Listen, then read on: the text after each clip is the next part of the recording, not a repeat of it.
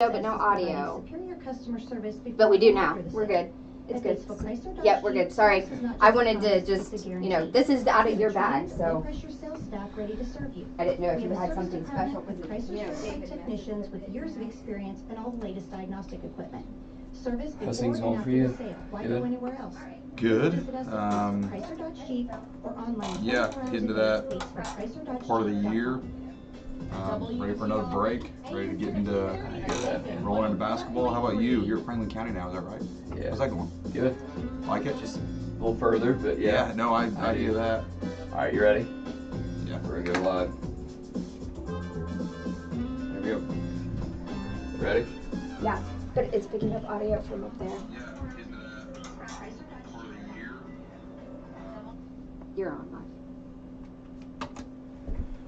Good morning. Welcome to Overtime. I'm your host, Nick Messer, bringing you a new season. We are now in basketball season, or as the schools know it, this is the winter season.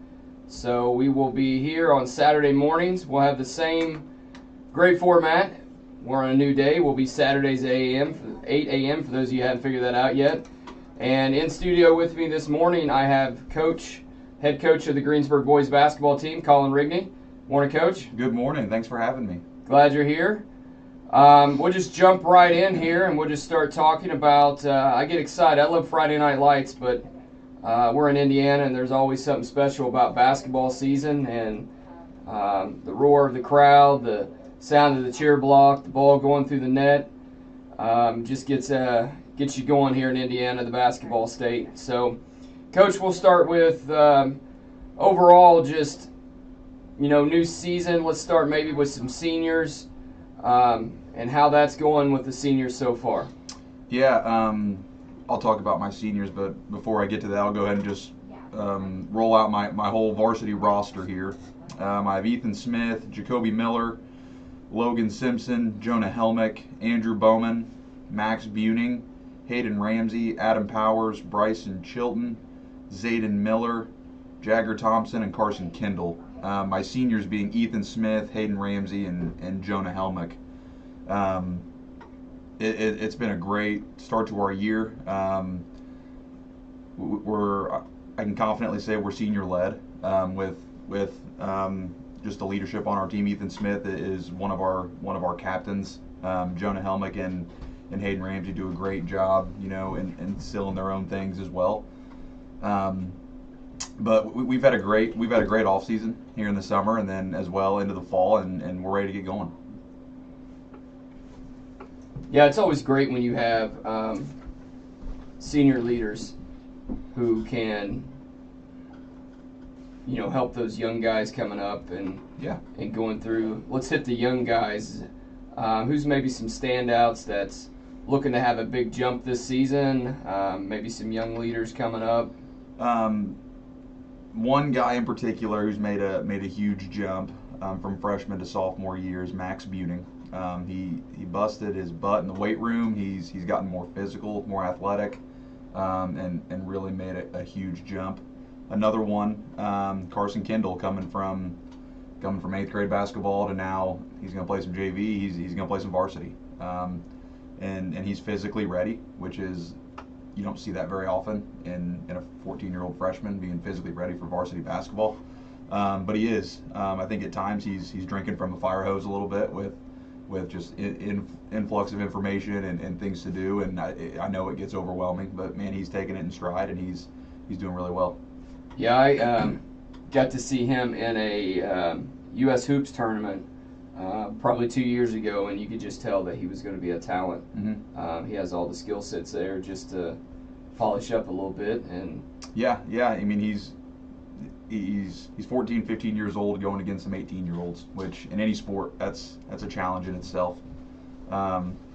Jacoby Miller's finally, he had a tough end of the year last year, just couldn't seem to stay healthy or away from illness. It's good to have him back and rolling. Andrew Bowman kind of dealt with some injuries last year, and both those guys have busted their butt in the off season, and it's been good. I could talk forever about every one of my guys. It's been good though. Let's stay on that topic. On somewhat of an injury report, is it starting the season out healthy? Yes, we are. The only small injury we had was Hayden Ramsey's in our work-based learning, and he shot me a text like right before tryouts. Works at Game Plan, saying he dropped some sort of shirt press on his finger, broke his finger. Oh, But he's fine.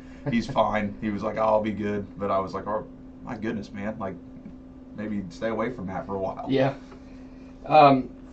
You guys open up Tuesday night at, I don't know if rival's the right word or not, but crosstown rival anyway. Uptown. Yeah. North Decatur at North Decatur Tuesday night, 6 o'clock. That's opening game. Yep. Let's just hit on that a little bit about how you're getting ready for that. And the first game of the year is always hard. Like, you don't know, you can't scout the scrimmage, you can't get film on it or anything like that. So you kind of rely on what they do last year, but then again, their personnel's changed, and our personnel's changed from last year. So it's almost kind of it's as close to an open gym style basketball game as you'll get all year without film. So, you know, we just rely on things they've done last year. I know their guys have improved, their returners. I know they have. So we're going to have to do what we can, but take care of us. If we take care of us, we feel like we can beat anybody on our schedule. Yeah, I think you know, when we had the football coaches on here during the fall season, we talked about film and how it's almost apples to oranges when you watch film for football, because talent and size and everything plays a role. So you watch film, you're like, is he good? Is it the competition? But basketball's a little different. You watch film on basketball, and typically a kid that's good against, doesn't matter who, a shooter's going to shoot, right? Yeah. And so do you find yourself buying into all the film, all the game time film, YouTube film, or do you just stay with the game plan and we're going to do this and this is what we're sticking to?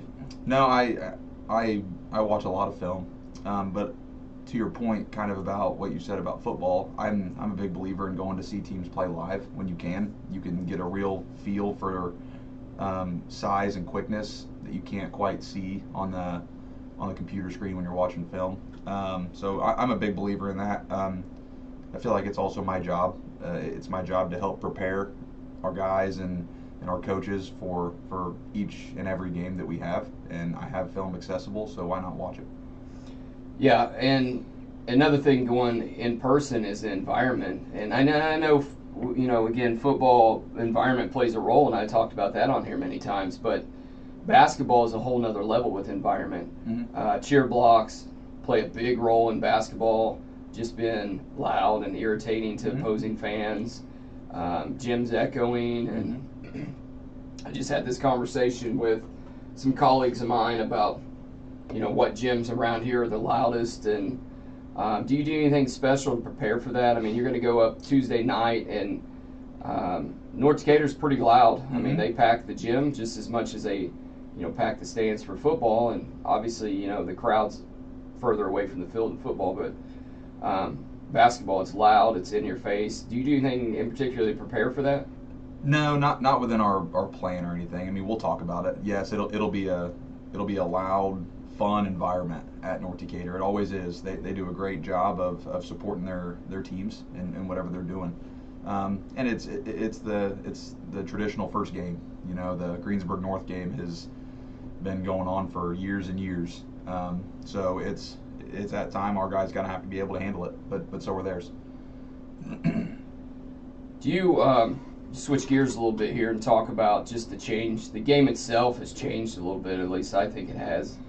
The days of the blocker mover offense is gone, it seems like, and you know, back when I played, it was, you got to make X amount of passes or X amount of screens, right? So the game itself has changed. For those of you who don't know, there's I don't want to say it's a new offense, but typically most teams are running what's called 5 out now, which is more movement and more passes around the perimeter looking for that 3-point shot. Do you see that 3-point shot playing a key role in revolutionizing basketball, or how's this new up-tempo fit the Greensburg style? I think the 3-point shot has already revolutionized basketball, and you can thank Steph Curry for that. You know, I think his enter into, high-level college basketball and then into the NBA. He was a huge paradigm shift for the game of basketball. Yeah. Now he's pulling up from 40 feet like it's nothing, hitting 11, 12, 13 threes in a game. And now every kid in America thinks they got to play like that. But no, we put emphasis on shooting the three. We look for it. We've got some guys that can really let it fly at a high clip. We've got some that are a little more streaky. But that whole paradigm shift is not changing the way that we play basketball. We still like getting layups. We still take the best open look. But it definitely has changed compared to even when I played. Even when I played in high school, there were more methodical teams. There were more some of that blocker mover stuff that you talked about. I was back in North Decatur. They were 3 out, 2 in, down screen away, gonna just screen your butt off, make it hard on you. Yeah. And they were one of many teams that would do something like that. So it's cool to see, but it's definitely, I'm not gonna say it's easier to prepare because guys are more athletic, guys are more out in space, but it's not as much of this real, like I said, methodical action that you got to prepare for. Yeah, and then the other aspect that I've seen change over the last couple of years is the press.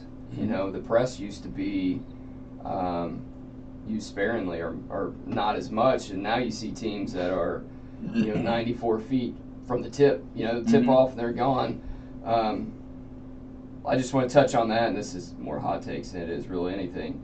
How do you feel about that with all the pressing? Do you think it's overutilized? And I'm not going to ask you to dive too deep into the playbook because basketball's a lot different than football. When you start talking plays and movement, I mean it's easy to easier to cheat on the play in basketball if you know what's coming in this football. But in terms of pressing, do you see that changing the game any? The more teams out there that just press almost the entire game, is there a benefit to it? If you got the personnel and the horses to do that, then yes, it is. Like that's uncomfortable for any guard if they've got to handle a fresh body or 2 bodies at 94 feet for the duration of a game, 32 minutes. That wears on you. Yeah, for 4 games a week. That's the part I never understood. Like you got 4 games a week. Why are you going to play 94 feet for 4 straight games? And some teams do it. I know. I just saw a mutual. When we're preparing for games last year, Indianapolis Crispus Attucks, that's how they play.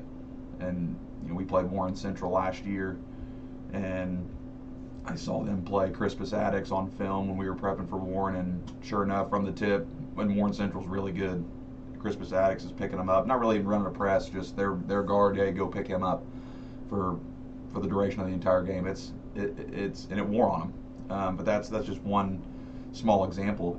If you can do it, absolutely, it has its benefits. But if you come against really poised guards that know how to make the reads and don't get sped up, then man, you can really get hurt by it. Yeah. One thing that we talked about again, just making some connections for listeners. We talked in football, score, like all the fans, parents, they look at the score.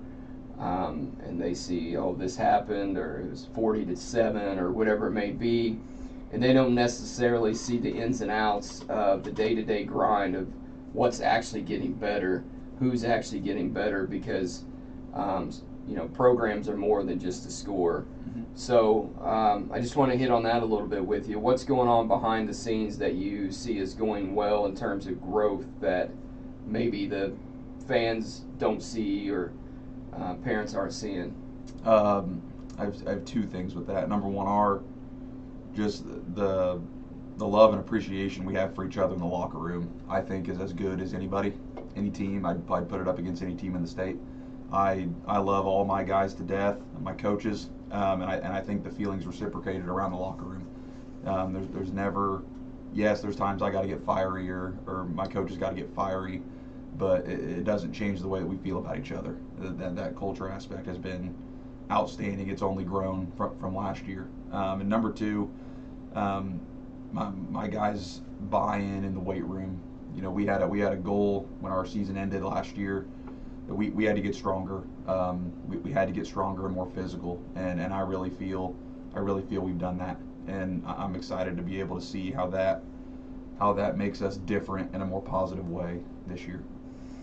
Yeah, and so often, unfortunately, a lot of players want to show up and think, oh, it's school ball time, I'm ready to play, but a lot of them don't realize it's that off season. Mm-hmm. What do you do in that off season? That's where you're gonna, really hone in and perfect those skills, and then you're gonna put them to use.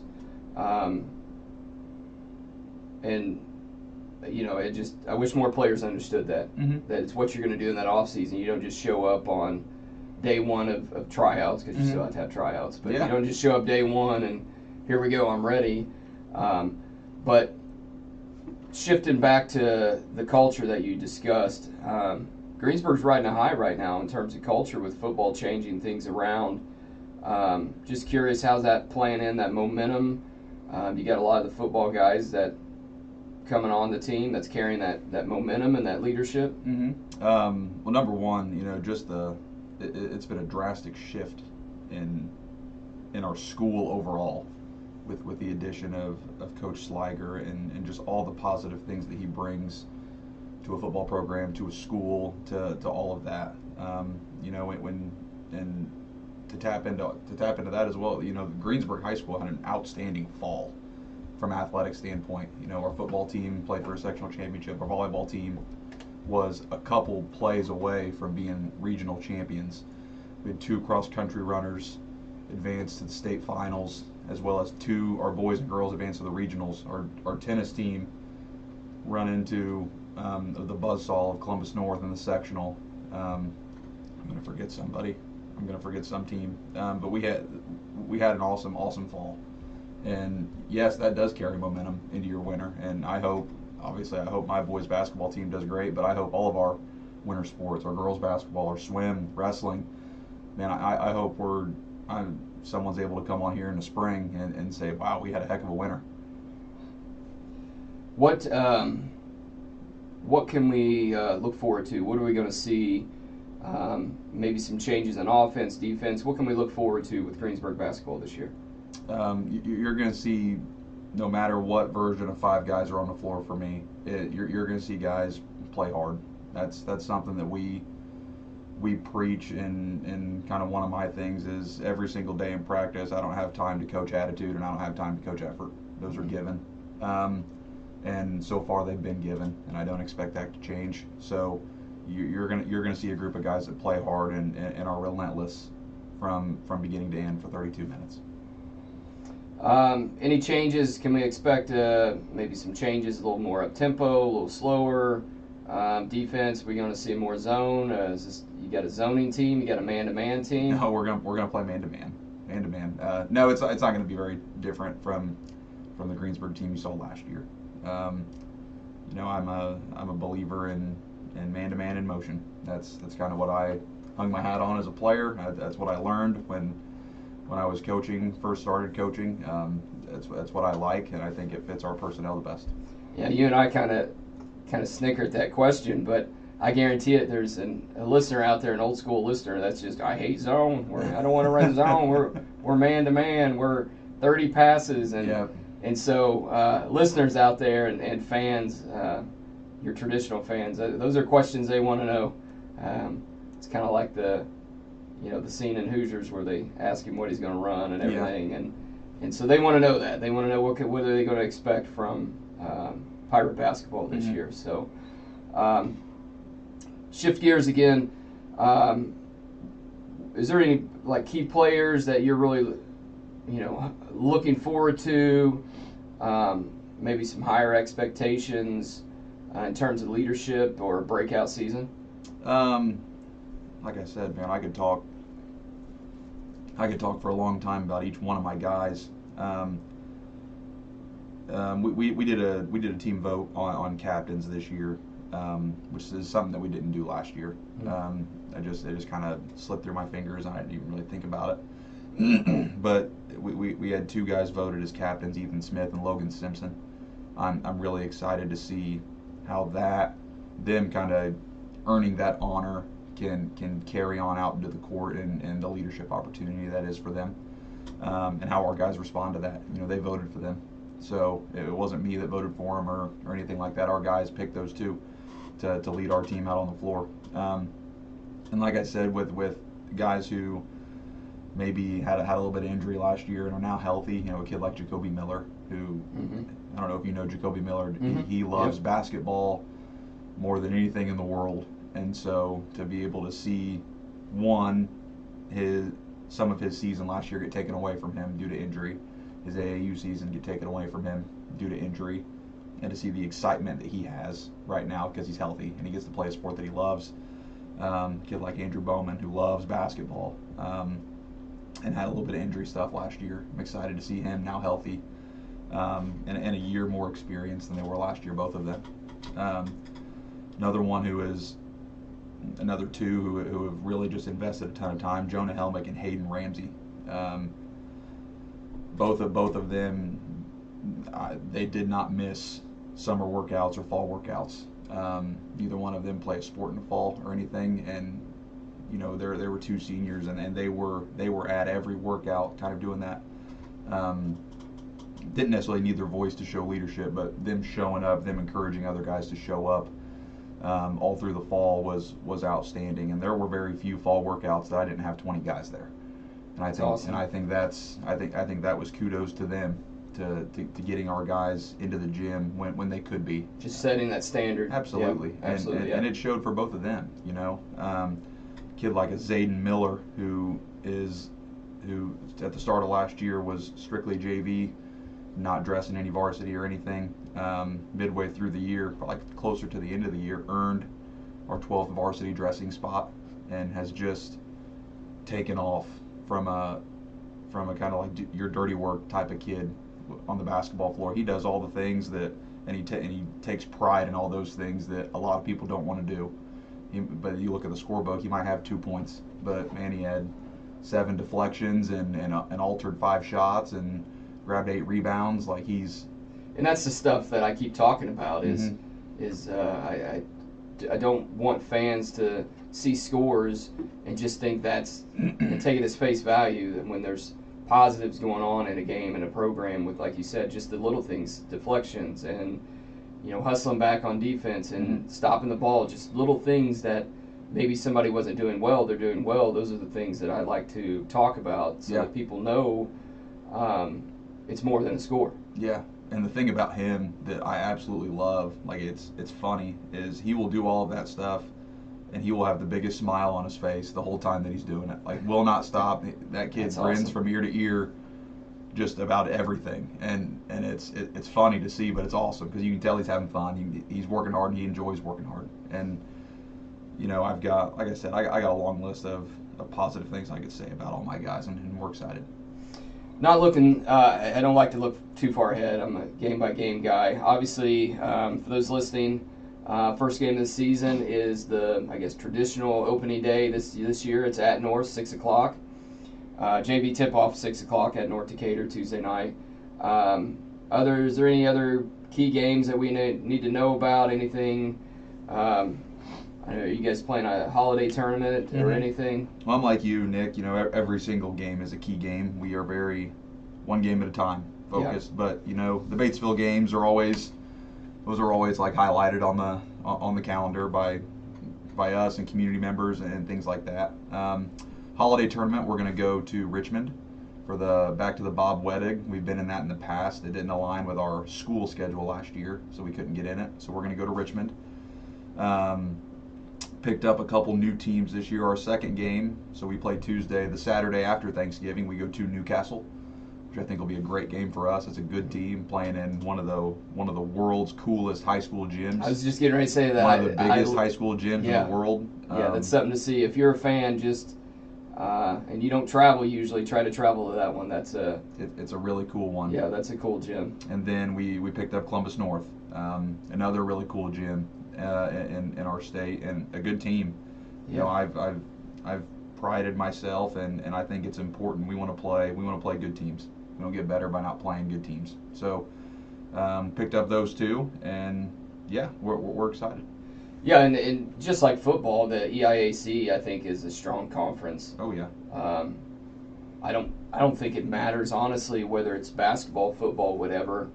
I've said it before. I think it's one of the most underrated conferences, definitely in this part of the state, but if not the whole state. It just seems competitive for the most part every year. It just seems competitive in every sport.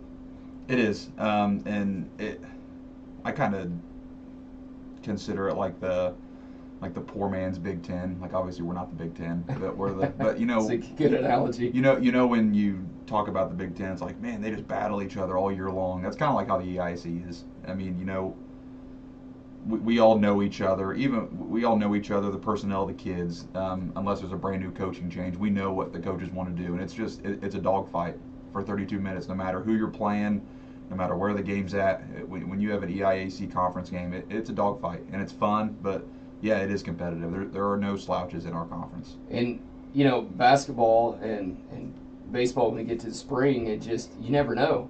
I mean, football, I hate to say it, like, you go in with confidence, we're 5, but sometimes you just know. Like, you're running into, say, East Central, and you're like, gosh dang it, like, I hope this doesn't kill morale, but you don't tell your players that. But basketball and baseball is a lot different, you know, because at any moment, anybody can beat anybody. Mm-hmm. Anybody can get hot. You can get a kid that gets hot, and he could, he could rip off 4 threes in a row, and that game that was 12 is now cut in half or down to 3-4 point lead, and I think the conference is just competitive. It is. It's very competitive, but it's fun. Like, it's fun that way.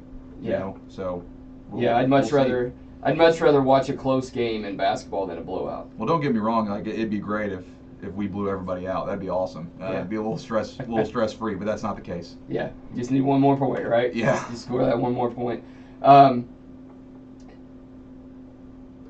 a little bit about. Just want to give you an opportunity to mention your other coaches, maybe your coaching staff. Yeah. Since this is Greensburg Show. And just want to hit on that. So your coaching staff this year is going to be... I have 2 varsity assistants. They are Brad Fox and Bryce Mize. I have JV head coach and Cam Carroll, and then freshman coach is Jeter Edwards. Bryce Mize and Jeter Edwards are new additions this year. And I've got the best coaching staff in the state. There's no doubt about it. The buy-in that those guys have.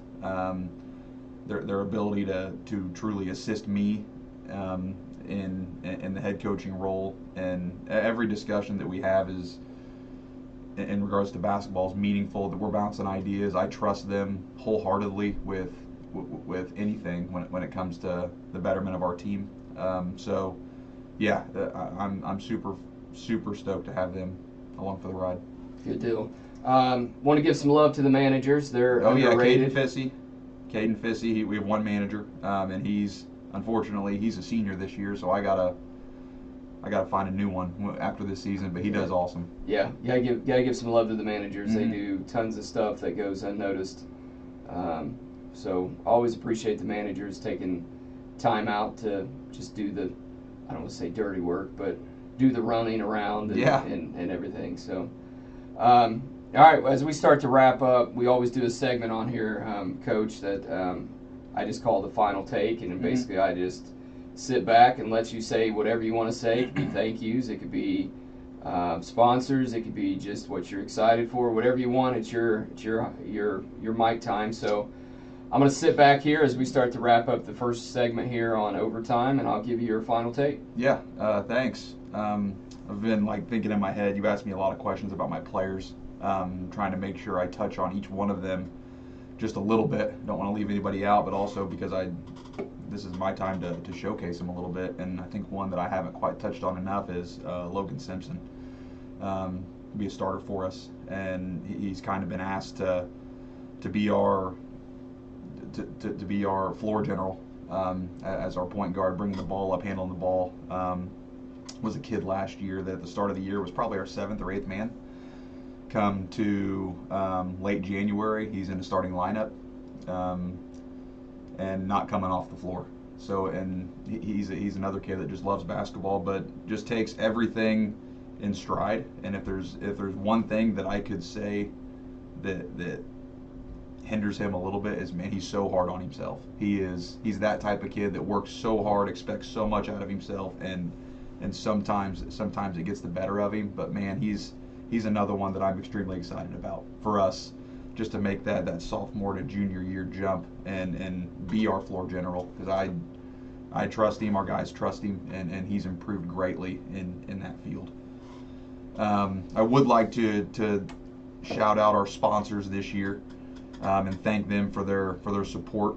Our sponsors are Schlimmer Home Goods, McCamick Construction, Greensburg Eye Care, O'Mara Foods, Levenstein's Abbey Carpet, Fleetwood Chevrolet, Taft Furniture, Bren's Insurance Group, Hamilton and Tebby Law Office, Acra Automotive, Tree City Brewing Company, Teruya, Artistry Wealth, Decatur County REMC, and Lowe's Pellets and Grain. Thank you all so much for supporting Greensburg Pirate basketball.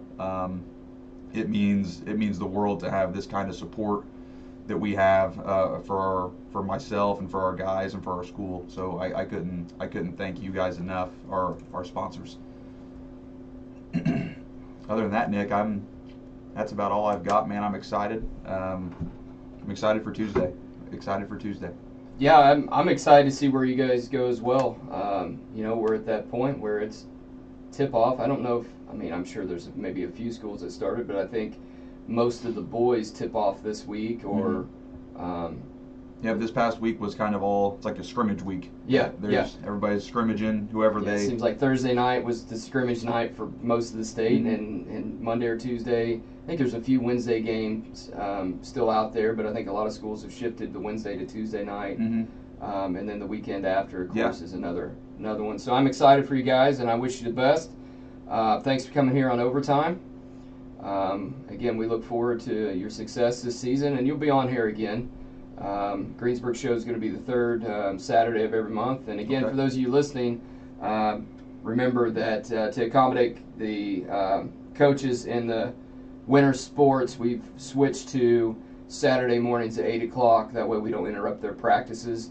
I know a lot of you love to hear from them, but we also don't want to interrupt their craft and their time for practices. So we've accommodated and we've shifted to Saturday mornings at 8 o'clock. So again, we've been talking to Greensburg boys head coach Colin Rigney this morning. Coach, again, thanks for your time. I wish you the best of luck this year. We're going to pause a little bit here for a little break, and I'll be back. I'm Nick Messer, and this has been Overtime. This is Michelle Ralph with Batesville Chrysler Dodge Jeep. With over 30 years of experience in the car business, we know the key to success is providing superior customer